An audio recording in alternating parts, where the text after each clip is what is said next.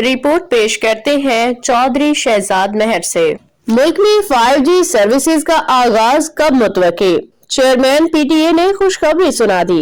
पाकिस्तान में 5G spectrum नीलामी के लिए तमाम तर तैयारियां मुकम्मल कर ली गई हैं और मुल्क में 5G सर्विसेज के आगाज की राह हमवार हो चुकी है।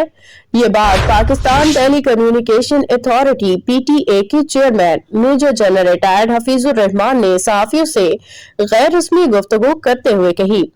उनका कहना था कि 5G टेक्नोलॉजी के जरिए पाकिस्तान के डिजिटल मुस्तकबिल में एक नया बाब खुलेगा और सार्फिन को तेज रफ्तार और जदीद सहूलियात मुयस्सर आएंगी।